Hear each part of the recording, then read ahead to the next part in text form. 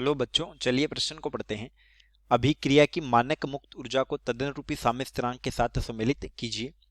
ये दिया है डेल जी नोट का मान 0 से ज्यादा, डेल जी नोट का मान 0 से कम और डेल जी नोट का मान 0। तो ये कब होगा, के किस मान के लिए होगा, ये सम्मिलित करना है। चलिए प्रश्न की मुख्य अवधारणा पे बात करते हैं। मुख्य अवधारणा देखिए, डेल जी नोट और साम्य स्थिरांक में जो संबंध होता है,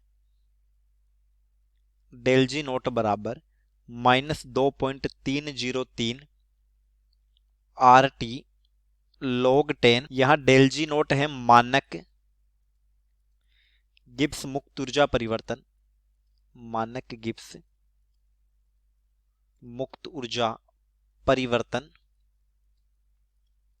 और के जो है ये है साम्य स्थिरांक, साम्य स्थिरांक। तो देखिए, फर्स्ट है डेल जी नोट का मान 0 से ज्यादा यानी धनात्मक के लिए के का मान क्या होगा। तो देखिए, डेल जी नोट बराबर -2.303 आर टी log 10 के।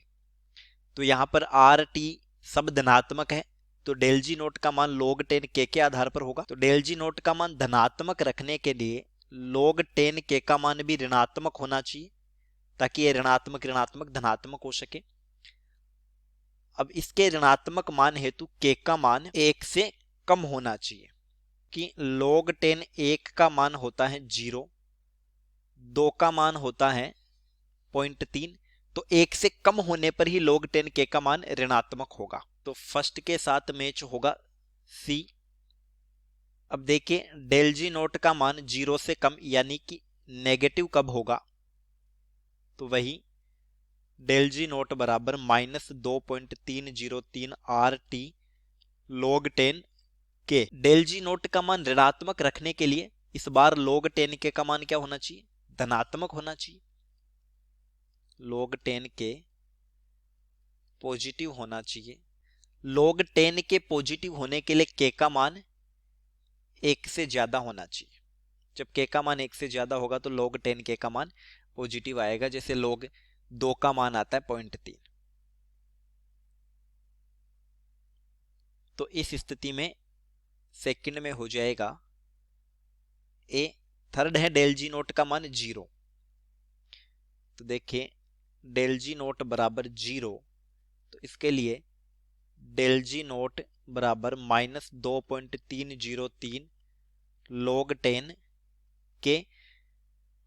तो यहां पर log 10 के का मान 0 होना चाहिए, log 10 के बराबर 0। तो फिर के का मान क्या होना चाहिए, 1 होना चाहिए, क्योंकि log 10 1 का मान 0 होता है। log 10 1 बराबर होता है 0। तो ये हो गया बी। तो देखिए, फर्स्ट में आएगा हमारा उत्तर हो जाएगा सी, सेकंड में ए और थर्ड में बी। चलिए, उम्मीद करता हूं प्रश्न समझ आया होगा। धन्यवाद।